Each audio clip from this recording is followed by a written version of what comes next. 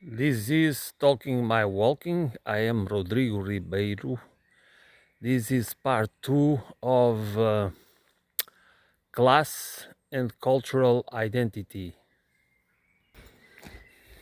Most of the time, we are overwhelmed, surrounded by information. I mean, our senses are overwhelmed by all types of messages of I mean that's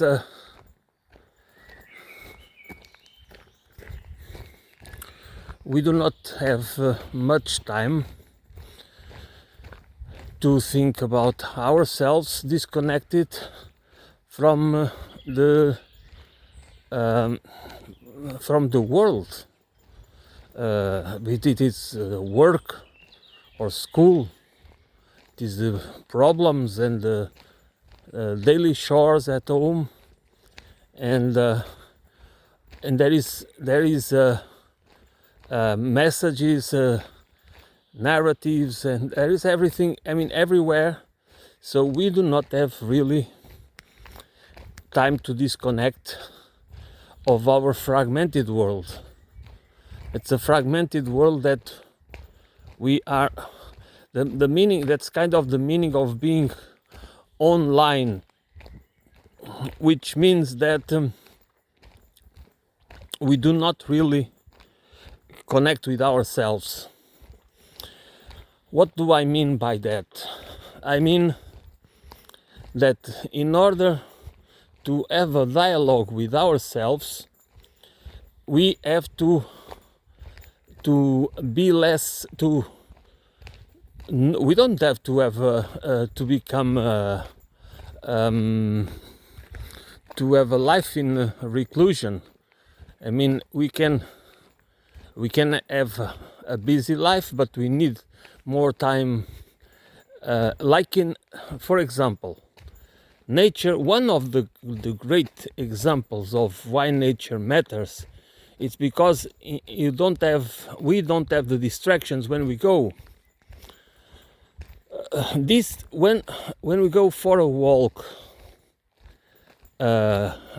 in nature, and by nature I mean that we can see really trees and nature, not just modified nature. I'm talking about a piece of forest, or any other form of nature that that gives us the feeling that we don't that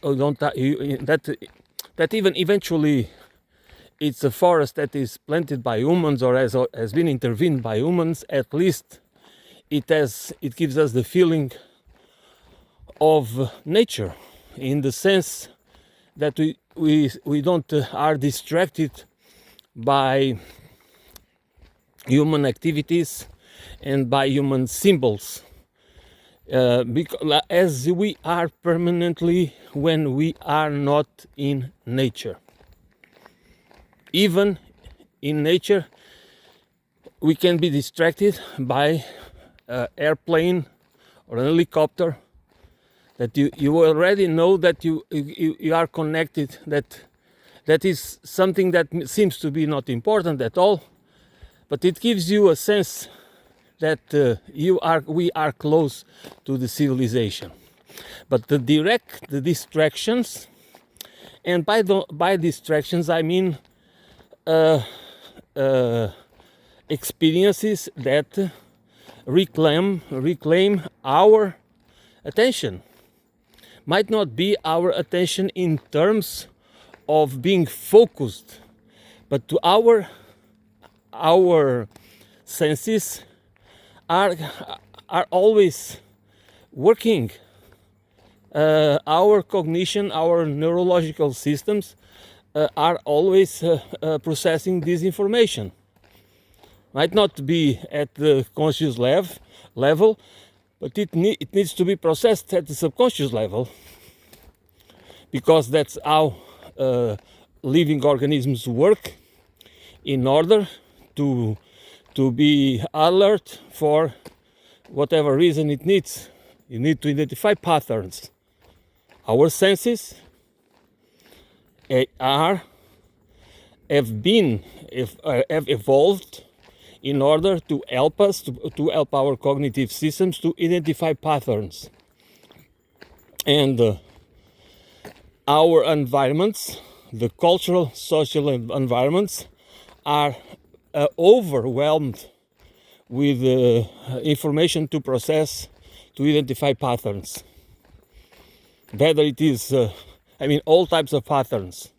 It consumes a lot of energy. It distracts us. It doesn't allow us to connect with ourselves.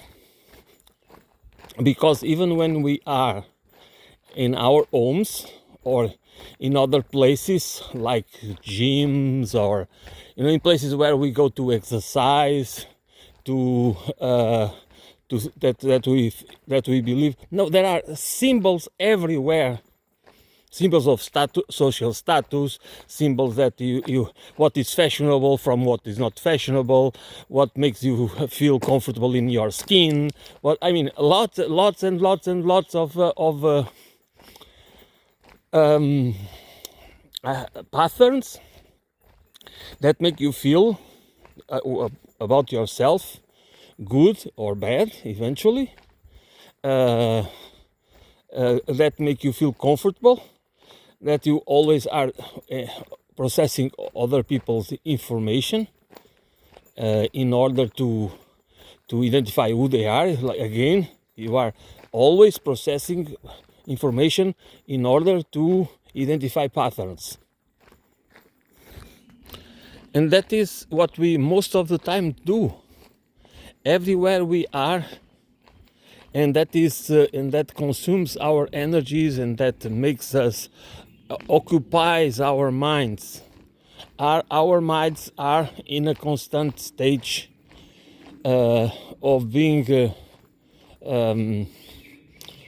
busy with all sorts of messages and information to sort out, that in many cases is just it doesn't give us, make us do, and it doesn't do us any good. That's exactly why we need. There are people that don't like solitude, but solitude, moments of solitude, like when we have a walk alone through the forest, for example. It's you can put yourself together, and I think many people doesn't get it. I think people do not even want to have a conversation with themselves. Many people do not even want it. They make excuses in order to be always busy. It's always about finding new ways to be busy, to have activities and more activities. We do it to the children. They don't have time to play. Even alone, to have their creative imagination, to explore with their creative imagination, instead of being stimulated by images and information that is created by others and with a purpose. We have to remember that everything that we watch, or most of it, almost all of it, that we watch, that we find ourselves interacting with, has a purpose. The purpose is profit. So it doesn't matter sometimes if it's good or bad, if it's going to make you a better person, or if it's educating. It has the purpose of educating, or the purpose of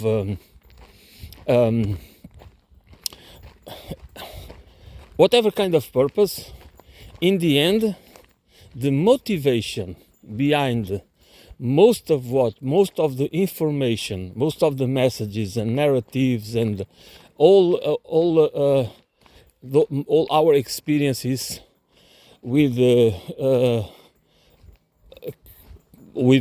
product of the economy and society as the purpose of giving profit for someone, for some company, some group, some institution or organization.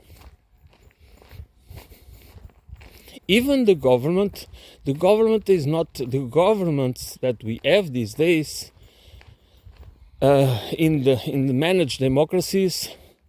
They are not working for they are working not, even if they themselves are not working for profit, they are the intermediaries of for-profit enterprises. And we are all the time in this loop. And I mean, many people have, we can identify very easily how people are subjugated by this mentality, because it is obvious in many ways, but people don't want to recognize it, don't want to admit it. It's better to live in denial, because then we can go on with our lives. We don't need the feel to disconnect in order to connect with other things,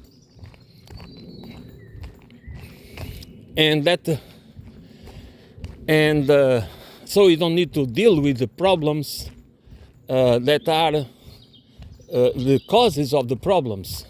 We don't need to deal with the class issues, which have to do with poverty and inequality and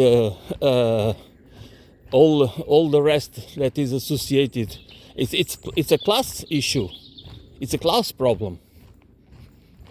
And by the way, most of the problems are class problems.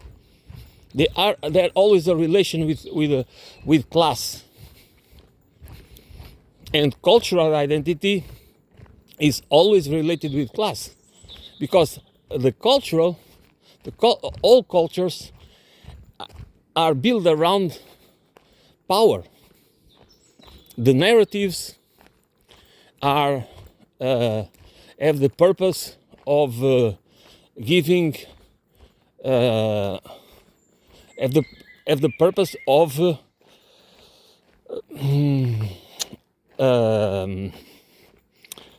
giving, justifying and moralizing the power relations from top down, and that is I mean in my humble opinion, that is obvious, and that is pervasive. It's ubiquitous. It's everywhere. But we prefer to deny it, to live in denial, as if the causes are they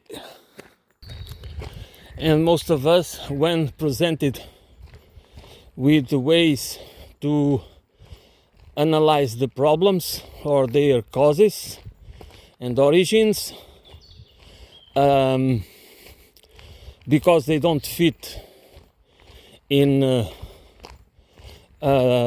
our perspectives, of the perspectives that we have learned from somewhere, that are part of our identity, we just refuse.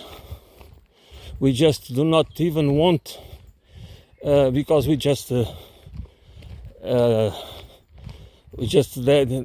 cannot be like that. It's impossible, because it doesn't fit the assumed convictions, the versions that are supposed to be the ones that there are a few ways to understand reality, and if there is other views, other tools, intellectual tools that we should use in order to understand that reality, and I'm talking about the reality created by us, which is society, economy,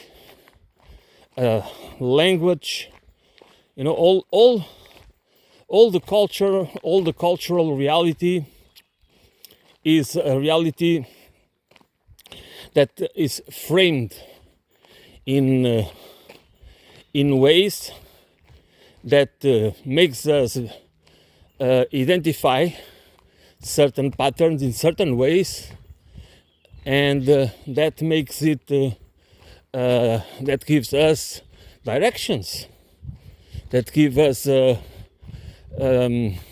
tools we need in order to understand reality, in order to perceive, in order to perceive who we are, what we do, what is the main.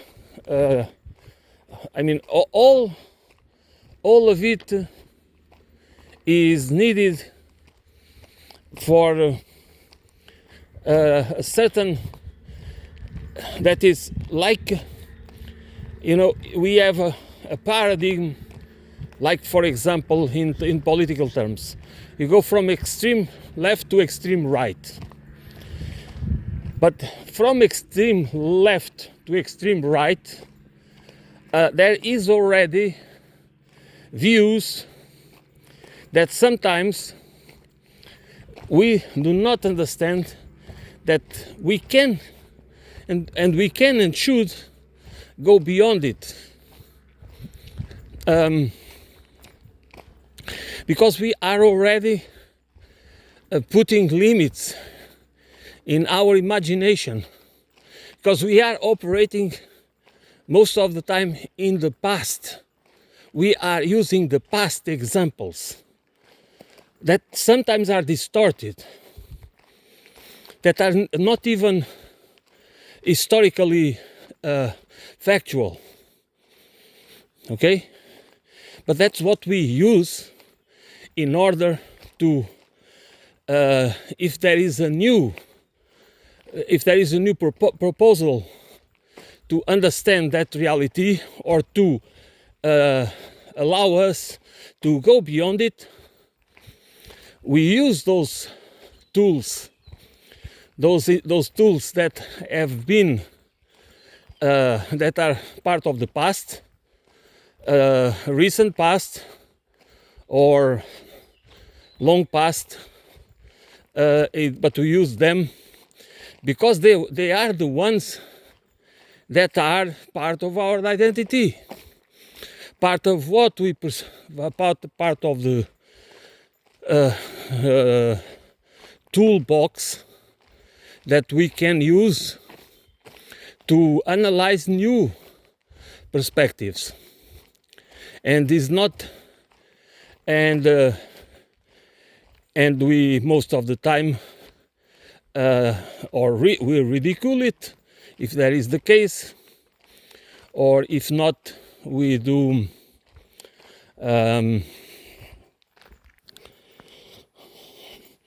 because we live in very sophisticated societies, high-tech societies, and we imagine ourselves, it gives a sense of ourselves that we have no limits, that I mean, as if we, because of this reality where we live, we somehow, our horizons are quite wide. That's not the case.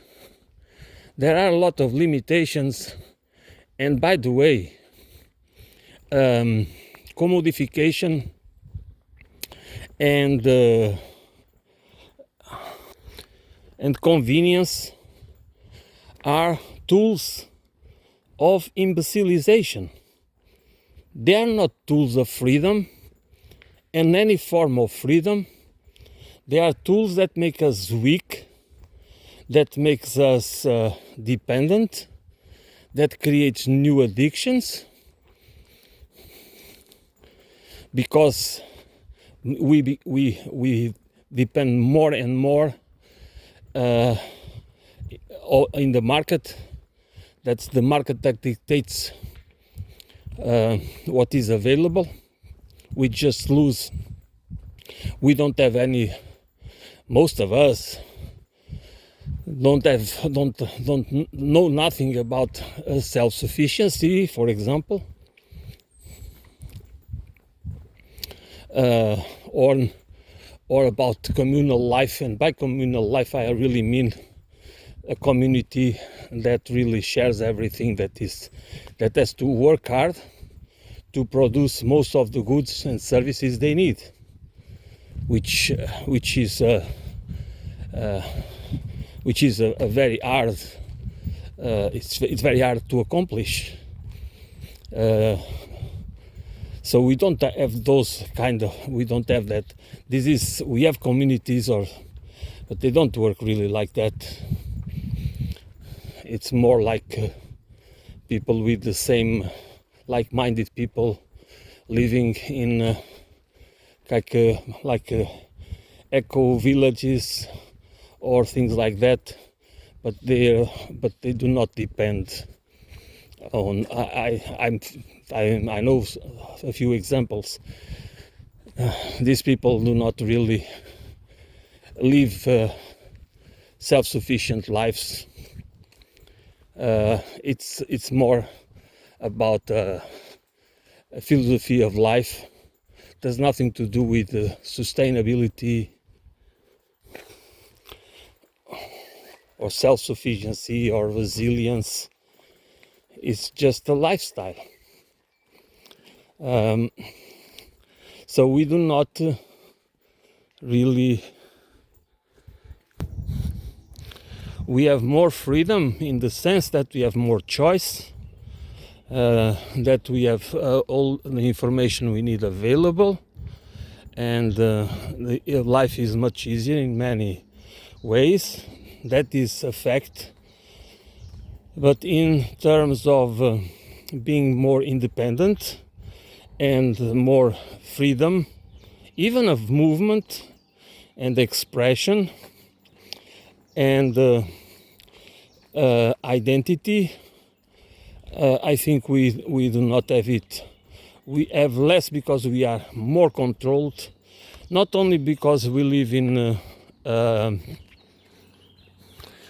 that our reality surveillance is ubiquitous, and our lives are more and more digitally controlled. But it's not only about that. It's that we don't really have the freedom we believe we have. So technology is not exactly synonymous of freedom. It's synonymous of eventually, not necessarily, a more comfortable life. But at the same time, as the information technologies demonstrated, we are more and more. We cannot disconnect. We are supposed to be connected all the time and checking our phones and checking this and that, and that's the function of the social media, and so it's kind of a permanent need to be updated. Even that doesn't change anything, because what do we change if we in reality do not nothing happens in our lives, and most of what we consume is repetition, is just is not something that allows us to understand. I mean, it's not what I search myself when I try to watch videos or read papers or lectures or talks or interviews or other programs. I always try to see if it helps me to have a better understanding and a deeper understanding of the problems.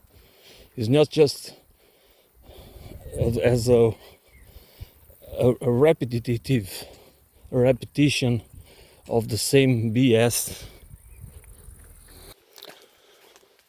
Consumption defines our lives, but is more than consumption, because the appeal to consumption is not just consumption, it's about identity. It's about that we are supposed to be something. We are supposed to see through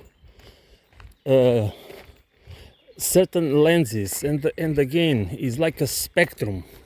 We are supposed to see through a specific spectrum, to understand, to read, and to be within a spectrum that are created by others, and we do not understand it that way because we are convinced that it's always about choice, that's the choice. That's why we should be responsible, because our choices are always free. We are rational beings. We just there is available information for us to be full informed about, doesn't matter what kind of choices, as if it would be possible in a society there is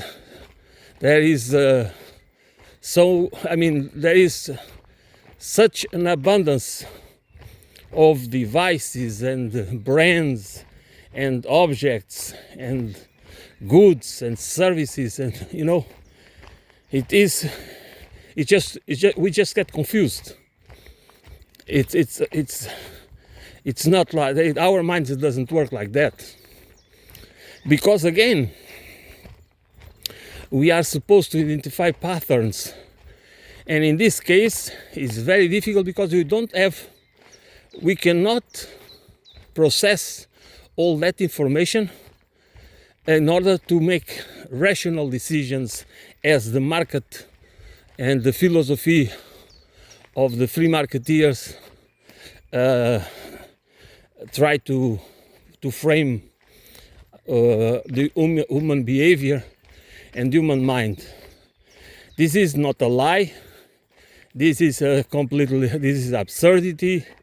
This is not how human beings operate. It has nothing to do with reality. But nevertheless,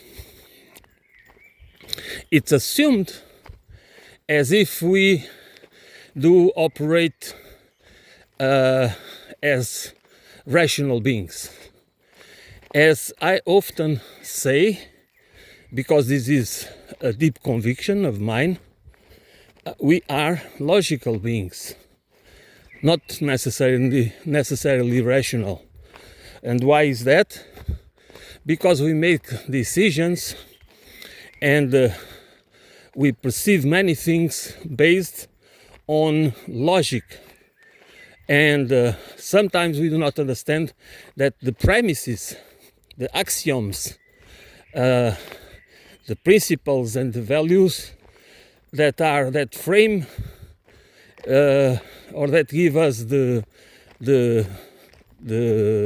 starting point are wrong, are incorrect, are fake, are intentionally tailored to misinform us, to deceive us.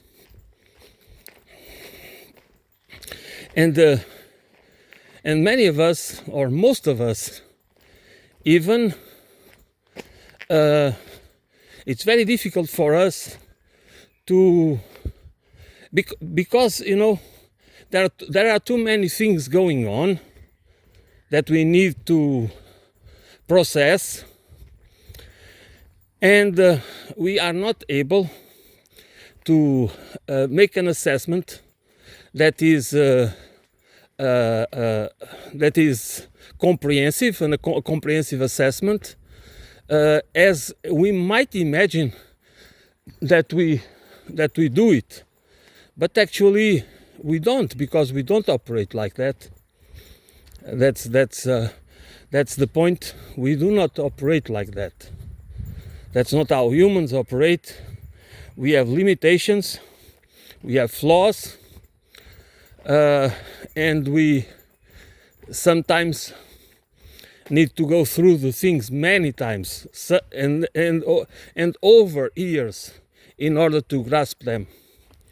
And if you believe that the smart people are better, the ones that are so, if you believe that you are not smart, but smart people can see through it, that's not true. Smart people, whatever that means,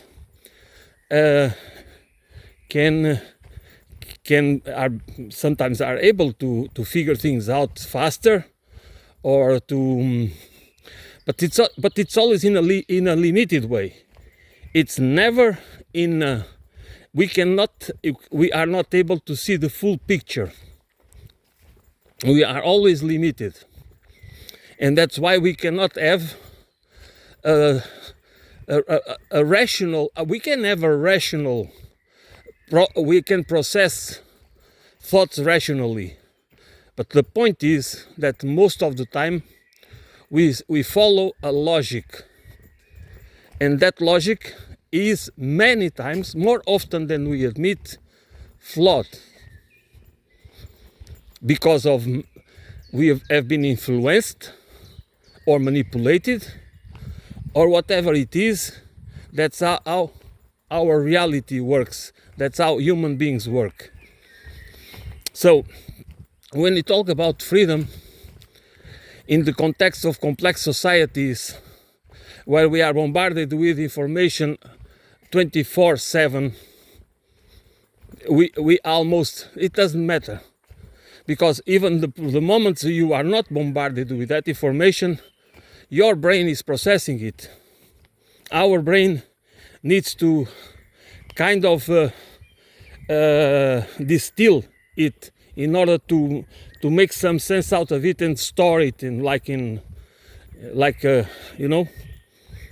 That's how at the subconscious level we operate, in order to, probably during our sleep, that we just kind of sort things out subconsciously, in order to put it together with the existing information, to the existing implicit memories, long-term implicit memories. And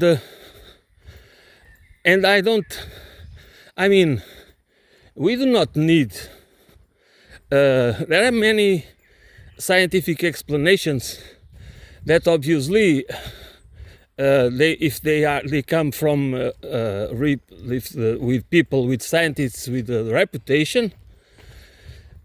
They are taken seriously, but I think there is lacking of the understanding of the layers, because people are focused in giving explanations or according to existing theories. Okay, again, it's or to overcome them, or to try to give them, to reinforce them, and sometimes is also motivated by this culture we have. That's a culture of celebrity culture. You know, the culture that is focused on in giving the prize to one person that has discovered this or that, as if the process by which we achieve any form of knowledge or advancement is not part of the collective knowledge, the collective experience. But that's another problem that we do. It is also a problem that in some way is connected with class. It's the game of the winner takes it all, which is part of the same problem.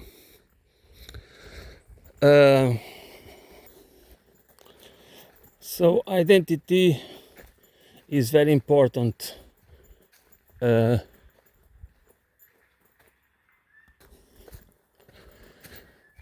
Class or caste-based societies have an identity.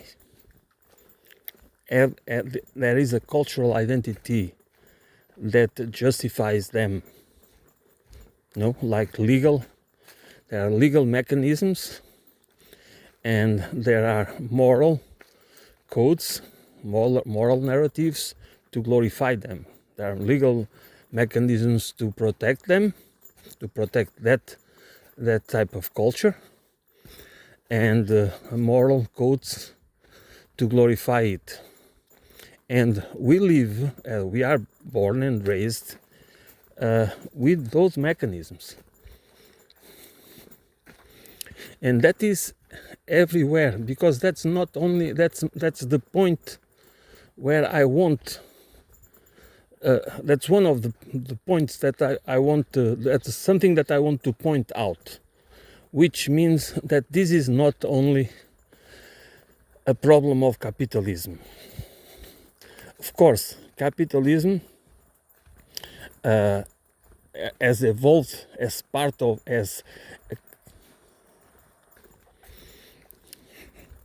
capitalism has exacerbated this problem with the enclosure of the commons and with the accumulation of wealth, with the private law and property law, and with the inheritance law and everything that has to protect wealth. And when we talk about protecting wealth, it's about protecting power and control.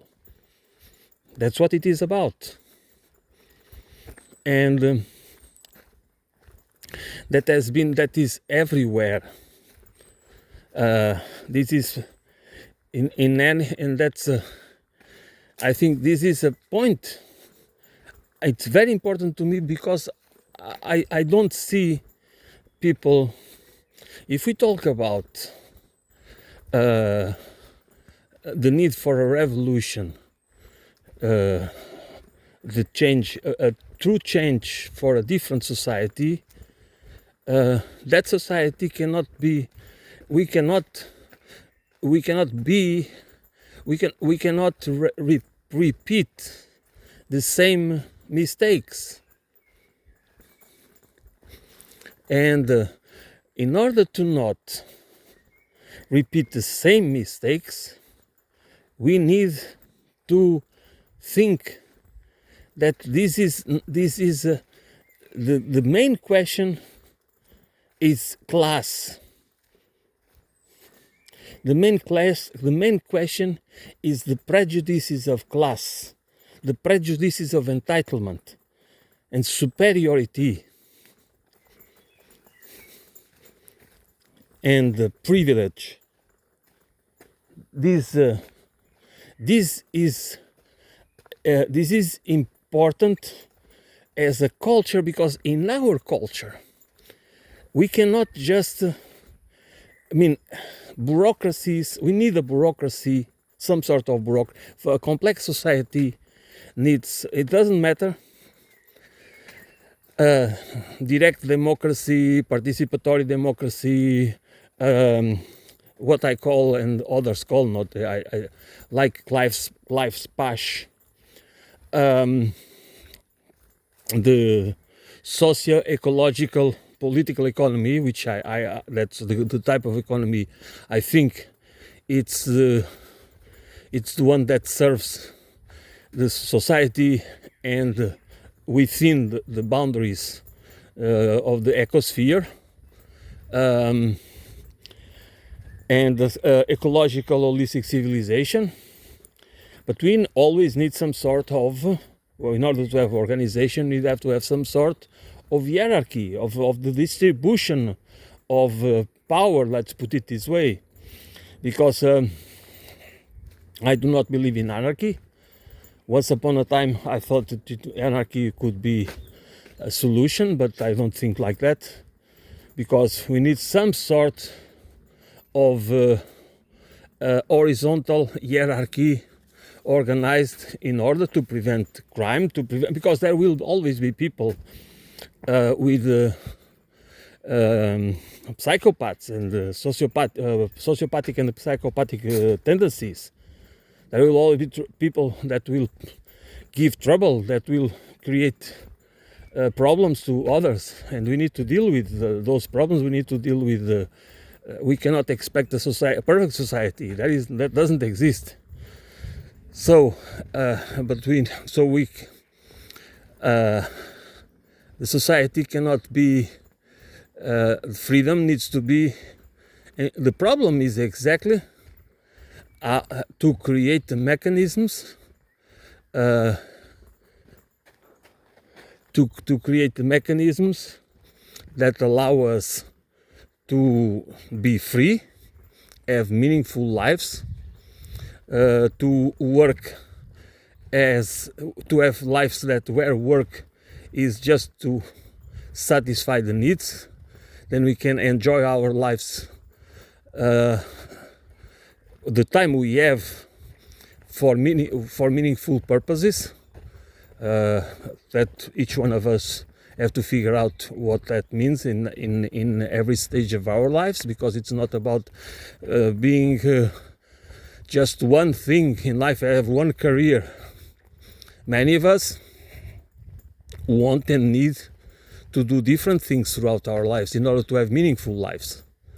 So if you have a society that rewards careers, that you have to have a specific profession that you have to choose when you are 17 or 18 years old, and you have to invest 1 decade in many cases to become an expert in something, and then you should have it's for many people life is not like that. But we need that organization, and the only way to have a society where justice, truth, trust, and peace can really to have a society that will produce it.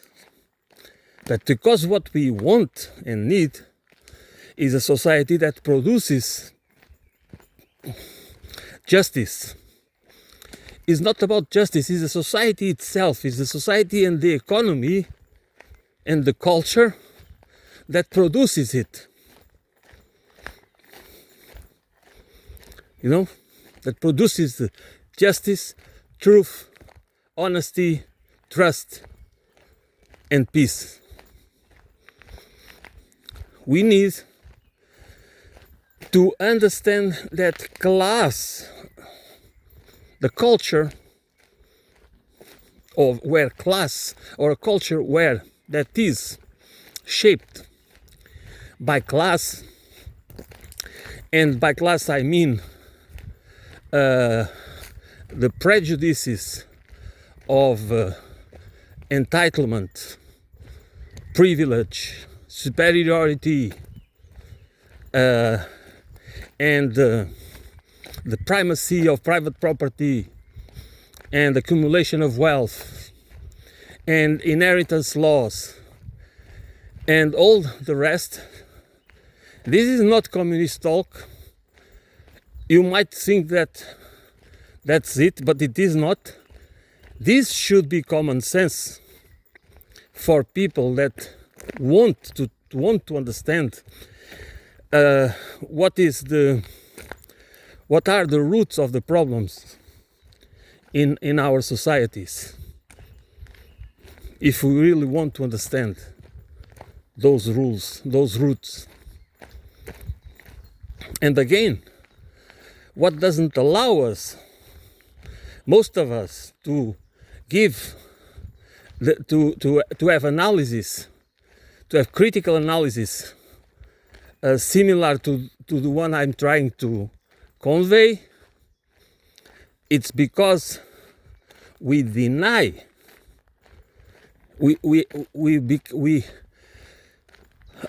there is a denial, by default we deny it. And why by default? Because the main culture, the dominant culture that we have, tells us from the bottom of our minds, from the bottom of ourselves, that this is a wrong assumption. That the problem is human condition, that the problem is this and that, but not what what I'm trying to say, because we assume that the way our societies are organized and the pillars of our culture are correct. That's why I don't remember who said it, but for most people it is easier to see the end of the world than the end of capitalism. And by capitalism, I'm not talking about a specific economic model. I'm talking about an economic model that behind it as a culture, an identity culture, in the political system that is based on exploitation, in the primacy of private property, the manufactured scarcity, which is the origin of poverty, with the enclosure of the commons, which means that we cannot access property without buying it. Okay? If you are born without property, you are in a disadvantage with the ones that inherit a lot of it, or even a little bit. You can say that there is always the possibility that people that inherit property, they can lose it because they are bad managers and they make bad choices and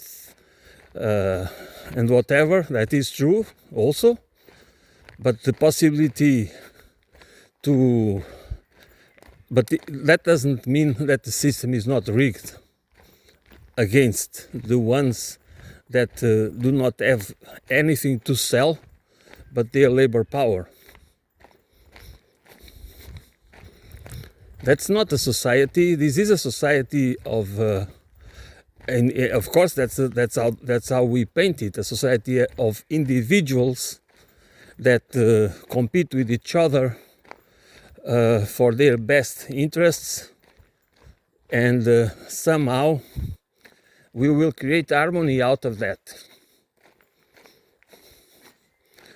Not that we have the rules in place to create inequality and because the accumulation of wealth, because the rules of the game are written and changed by the ones with power and influence, by the wealthy ones, by what we commonly call oligarchs and plutocrats. But that's not true. That's why we live in denial, because we assume it's the same. It's the problem. It's the Stockholm syndrome, that we are the victims, but we protect. But we don't.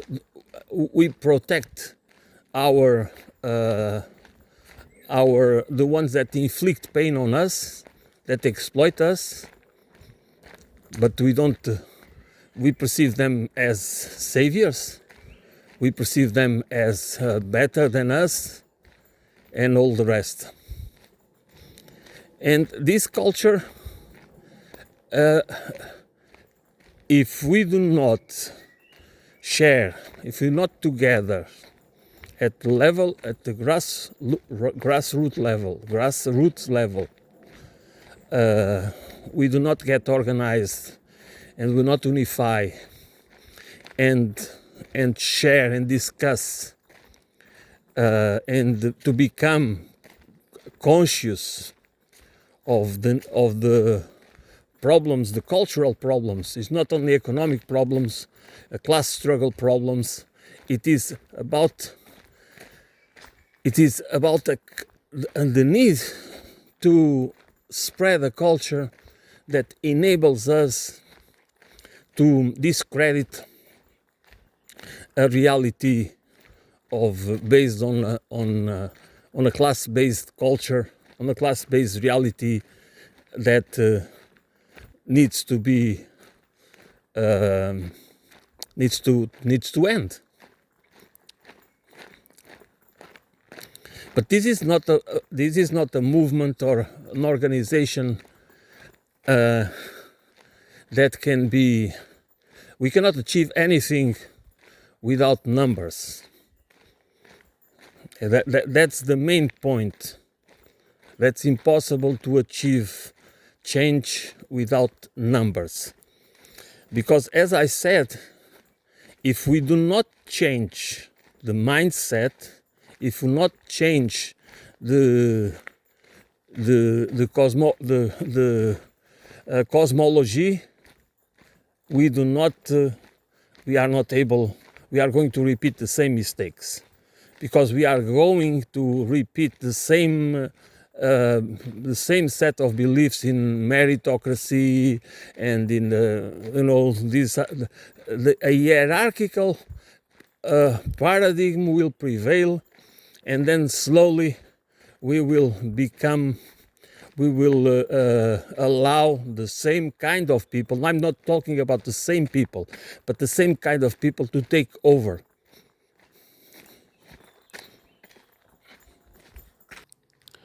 What destroyed the union movements and the workers' movements it is that people become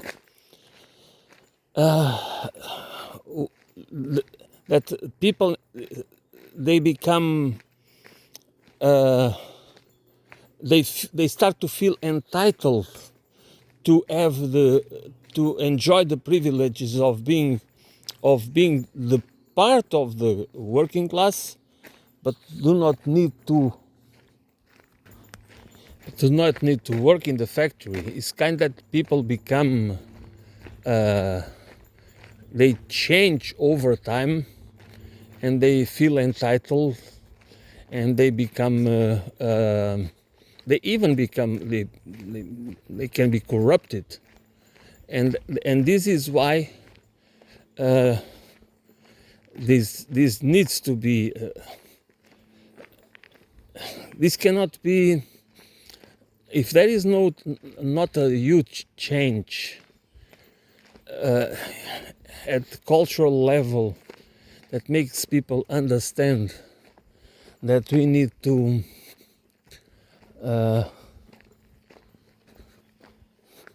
the resilience needs to be built into the system, because any system needs to be a transgenerational system, which means that the culture, the changes that will happen, they should be there should be the foundational rules, and they should be clear to in order to make people aware of what they have to lose if they allow. The main idea to me is to have rules that truly allow us to understand that we always have more to lose than to gain if we allow ourselves to follow people that want to change, that want us to follow them, that don't want the well-being, that want to tell us stories about individualism, about the idea that we should own what those ideas, they might sound great, okay? There are many ideas that they always sound great, but because they don't tell you the risks, they don't tell us that if we allow those rules to become the norm, and then we allow people, we make it sound as if there is no problem in the having not a ceiling in how much you can own or earn or accumulate. What that creates is always a society that will become, for the majority of people, they will face lives that are based on manufactured scarcity, which is exactly the point, to create poverty and inequality. It's nothing to do with work. It's nothing to do that we need an economy where reciprocity is important. Otherwise, we have not like today, because we don't have an economy of reciprocity. We have an economy that is controlled basically by rentiers, by the rentier class. It's not even anymore about production and the allocation and the allocation of the financial resources to produce and distribute goods and services. It's about the accumulation of wealth by the rentier class, by the fire sector, and most of us do not understand it, because most of us believe that it's fair to enjoy rents if you buy a house, if you buy a second house, or if you have savings, then you can buy whatever you want and you can rent it and live in your rents. You believe that is fair because in your case it came from your labor eventually, but because you had the opportunity to live in a country where your labor was you got the amount of a salary that was proportional, and then you could save money. So you have to remember that in most cases people do not only get the money enough to survive. It doesn't matter how hard they labor. That's how it works. And we should it should be I mean, we should not believe that we have the right to something that was the circumstances that allowed us to accumulate that wealth, not because we are hard work, that others are not as hard workers as we are. It's because of the circumstances. It's because of there are, and that's why, and it is we believe when we might and we think that it's the way to go, because most of us believe that maybe we can make it as well for some reason, instead of thinking that it would be better to have a system where all of us are safe and all of us have to participate, but instead of some being rewarded unfairly and others be not rewarded or very little reward. You should have a more harmonious system of reward and based on exactly the idea of equals, because it doesn't matter how different we are all equals. And if we believe, because it starts there, it really starts there. If we start basically in the idea that inequality is fair, because it's about winners and losers, it's about the ones that work hard and the other ones that don't work hard. We don't care if it's true or false. That's the problem. We just take it as a belief system. It is a belief system. It's not about the facts, who works hard and who gets the rewards, because that doesn't matter anymore. It's just the belief that and the problem is exactly as when we are made believe that our little, whatever we have that allows us to believe that we belong to a different class. We don't understand that it would be much better that we could enjoy even more freedom without private possessions.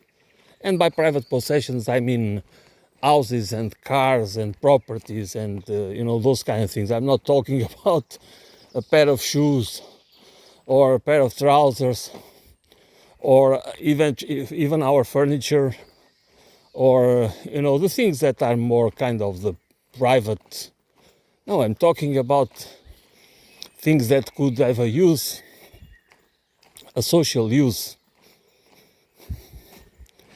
and that will be much more, it would be a relief for us if we could enjoy it without the need to buy it or to go into debt. That is another layer of problem. Why should we go into debt to a private bank? I mean, we do not even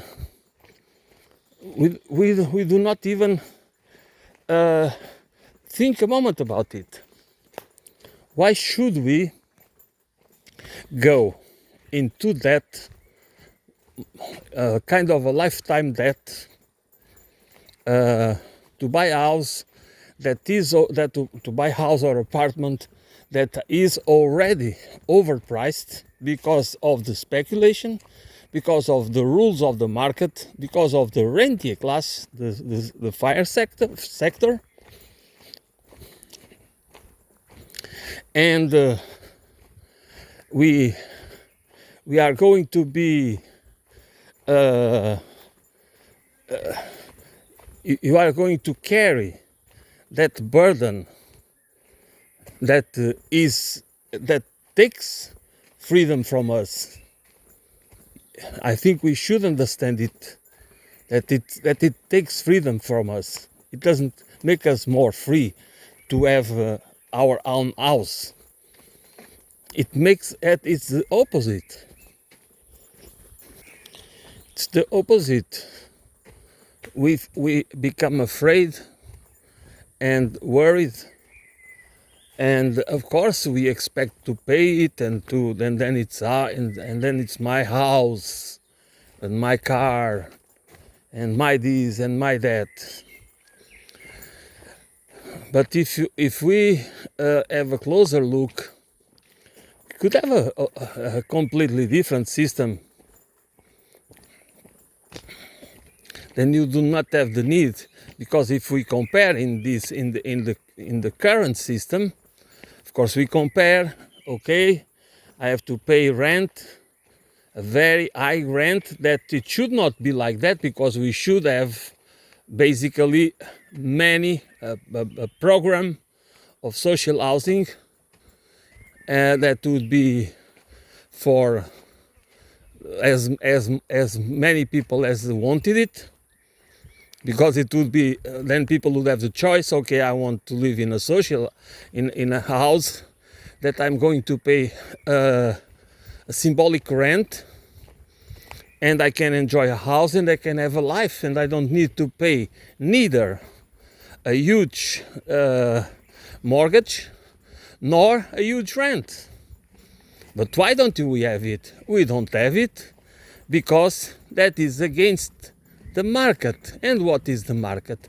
The market is a tool to exploit the poor, to extract wealth from the poor to the rich. In this case, to the rentier class. Why don't we understand it like that?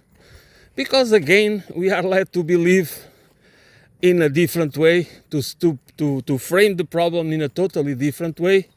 And if you frame the problem as I'm doing now, you are perceived as a communist, and it seems immediately that you don't know what you are talking about. You just are a dangerous leftist. This is stupid, but this is actually how the reality works.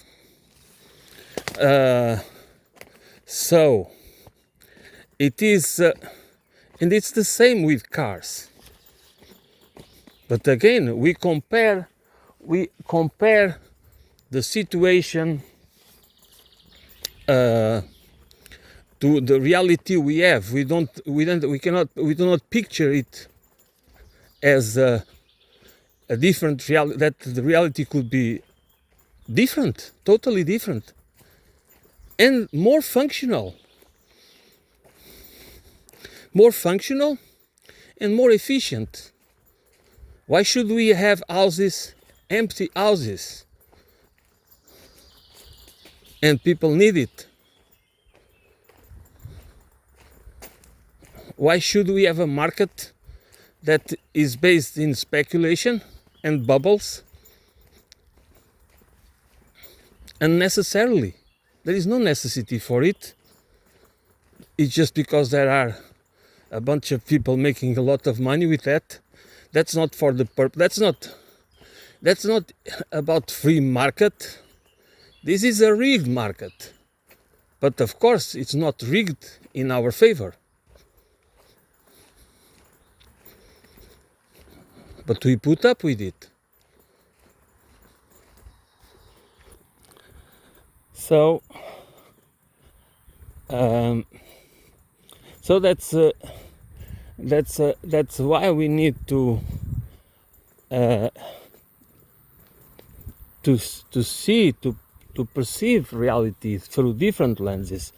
There are the analysis, because we are so we came to the point that we are so our ideas, the main ideological frame is so fascistic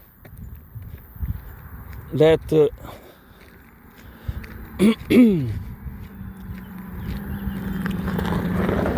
that we do not that we really don't understand. I mean, we are not able to understand reality in a critical analysis, an analysis that puts things in perspective. I mean, it is amazing that we are not able to see outside the box. That's what I said. It's Tina. There is no alternative. That's how it works. There is no alternative, and we need to. And the reason I see class as class consciousness as a cultural tool, an intellectual tool to dismantle the ideological frame that is imprisoning us, that